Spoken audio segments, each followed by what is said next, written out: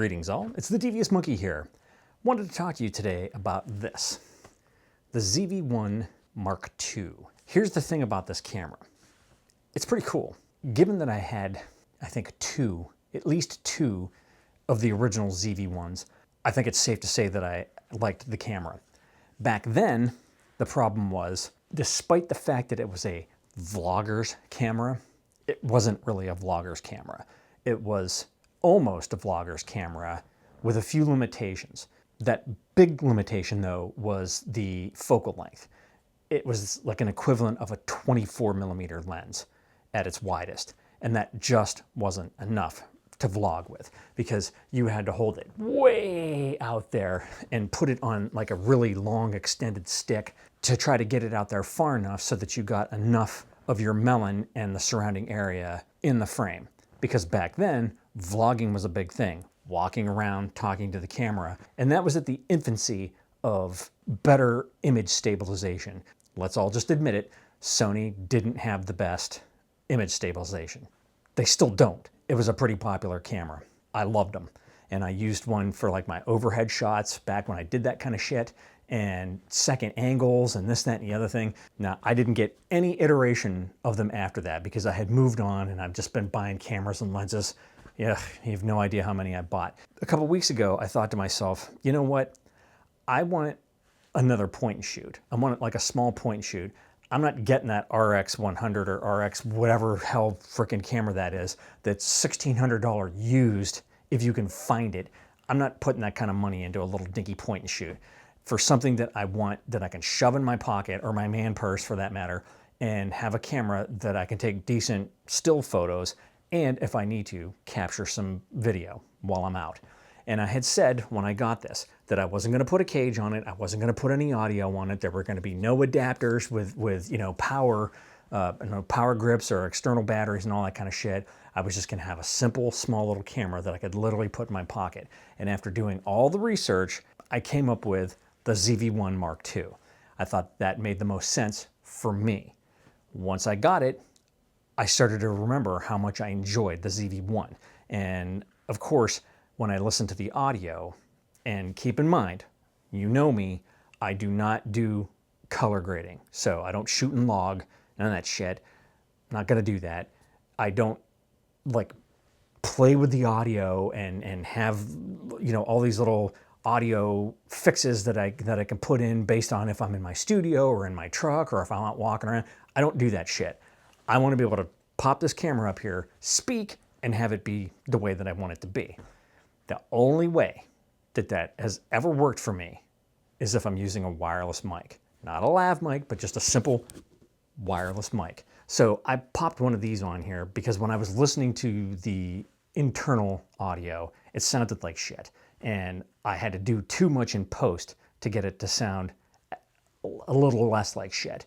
And I'm not gonna do that. Again, I'm not doing that. And this has got one of those little, like NX, BX, whatever, the shitty, tiniest little sliver of a battery that it feels like it lasts 10 minutes. And I'm like, okay. So I had this Mantis pod that has the battery built into it. And I thought, you know, it's very convenient to just have this out there and holding it and setting it down and all that kind of crap.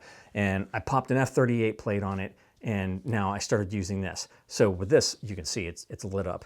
With the power that's in here, I can take that, loop it around, plug it into the side of this ZV1 Mark II, and I am never gonna run out of power, ever. So if I'm carrying it around like this in my man purse, or if I'm holding it and filming, or if I've got it sitting on a counter like at 3 Ships, it's perfect to be on this and be plugged in. But I can pop that off and stick it in my pocket and take pictures and put it in my man purse so that it's a little more compact. And of course, I'm not gonna have this thing sitting on my dashboard on the truck, so I pop it out, I stick it up on the dash mount that I have, and I also have a cord up there that plugs into the truck's power, so I can pop it in there and I can either juice the camera or I can juice the microphone receiver and the transmitter as well. This has been a great little addition. It's been fun. It made me remember how much I actually enjoyed having a ZV1. And I would say that, yeah, they cut some corners and it would have been worth it if they hadn't cut those corners and they had stabilization on it, because they don't.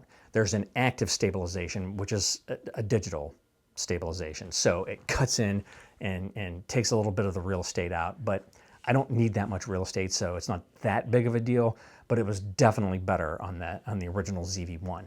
I have enjoyed having that internal ND filter because I don't want to be screwing things on here and screwing things off. And sometimes I walk outside and everything is blown out. I'm like, holy shit. And then I just push a couple of buttons and boom, the ND filter comes on and it's just fine. Once I have the microphone plugged in, the audio is great. And I would have to say that this is just a very, very convenient camera to have, because I know when I first got this, I was like, wow, I forgot how awesome this is. I might be using this for a lot of my videos until I took it on the road last week. What happened? Well, it sits on my dashboard. When it's sitting on the dashboard, it's out from underneath the hood. It's actually out underneath the windshield, which means it's not shaded. Direct sunlight. So I started filming and I was in the direct sunlight. And this is after I just got back into the truck after a meeting. So it was hot as balls in the truck, and I'll drive with the windows down and I'll blast the AC, but it takes some time for it to cool down. At that point, this thing had been running for 5 to 8 minutes, and all of a sudden the screen went dim and I was like, what the hell? And then I'm looking, I was like, what is that little symbol in the center of the screen? And I'm looking at it and I was like, ah, shit, it's a thermometer. Oh my God, it's overheating. And it literally one time shut off. Ah, a limitation, an annoying limitation. So that means that I can't carry this around with me as my main shooter all the time because it's gonna overheat. Now last week, at one point, it was up to 95 degrees. So yes, it was hot. It was steamy out. I was in my truck. It took a while for it to cool down. And going from meeting to meeting, getting in and out of the truck, it only takes a couple of minutes for it to get hot as balls in there. So don't leave your pets in your vehicles, you douchebags. I'm like, okay, well, I can't keep doing that because I come in from a meeting, I turn on the camera and I start talking about stuff, or I'm driving and I start talking about stuff, but it's sitting in the direct sunlight and it's hot. So I have that little USB fan on my dashboard and I can kind of blow that, but it's still blowing hot air. So that means I have to divert the air conditioning from blowing on me to blowing up into the windshield so that cool air is blowing around the back of that fan and the fan is blowing on the camera.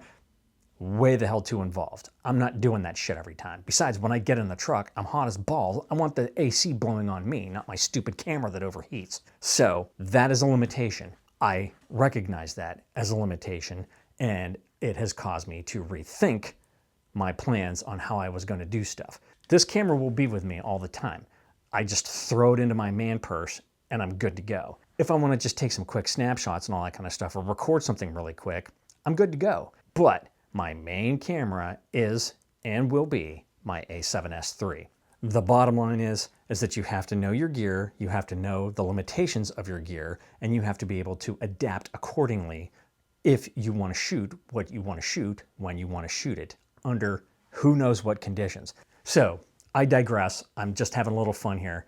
This is a great camera. This ZV1 Mark II is not the perfect follow-up to the ZV1.